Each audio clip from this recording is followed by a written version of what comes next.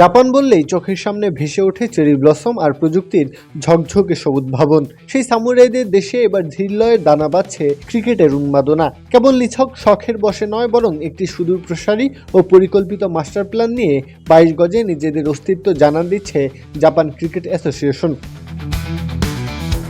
আগামী মাসে পর্দা উঠতে যাচ্ছে জাপান প্রিমিয়ার লিগের, আর এই টুর্নামেন্টকে কেন্দ্র করে জাপানি উপকূলে বইছে উত্তেজনার হাওয়া। মাঠের লড়াইয়ে গ্ল্যামার যোগ করতে আসছেন শ্রীলঙ্কান সাবেক অধিনায়ক দিমুথ কারুনারাত্নে, নেপালের পেস সেন্সেশন কারান কেসি এবং বিগ ব্যাশ লিগের পরিচিত মুখ জস ব্রাউনের মতো ক্রিকেটাররা।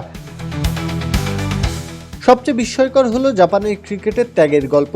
জাপানের ক্রিকেট এখনও জীবিকার গ্যারান্টি দেয়নি। জাতীয় দলের জার্সি গায়ে যারা মাঠে নামেন, ব্যক্তিগত জীবনে তারা কেউ গভীর মনোযোগী ছাত্র, কেউ বা সাধারণ কর্মজীবী। দেশের জন্য যখন তারা ব্যাট বল তুলে নেন, তখন ফুরিয়ে যায় তাদের সারা বছরের অর্জিত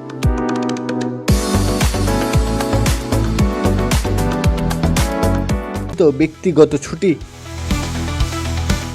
জাপান ক্রিকেট অ্যাসোসিয়েশনের এই রূপকল্পটি কেবল কোনো শুকনো দাপ্তরিক ফাইলের নথিপত্র নয়, বরং একটি বৃক্ষ বেড়ে ওঠার পরম কাব্যিক আখ্যান। তারা তাদের এই দীর্ঘ যাত্রাকে দেখছে একটি চারাগাছের ক্রমবিকাশের 3টি ভিন্ন ঋতু হিসেবে, যার শুরুটা হয়েছিল 2013 থেকে 2017 সালের সেই নিভৃত কালখণ্ডে, যাকে বলা যায় শিকড়ের সন্ধান।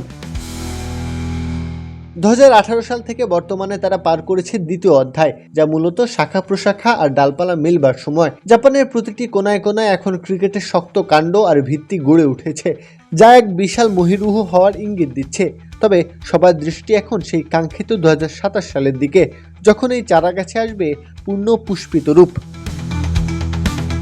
চলতি বছর এশিয়ান গেমসের আয়োজন জাপানের জন্য একটি টুর্নামেন্ট নয়, বরং নিজেদের মাটিতে ক্রিকেটের সুবাস ছড়িয়ে দেওয়ার এক মোক্ষম সুযোগ। অনূর্ধ্ব 19 বিশ্বকাপে 2বার অংশ নিয়ে তারা জানান দিয়েছে তাদের আগমনী বার্তা।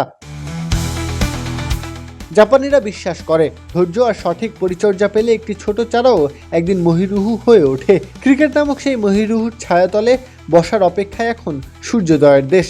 হয়তো অচিরেই সবুজ গালিচায় ফুটে উঠবে সেই কাঙ্ক্ষিত ক্রিকেট চেরি ব্লসম। প্রত্যহ কাব্য, খেলা 71।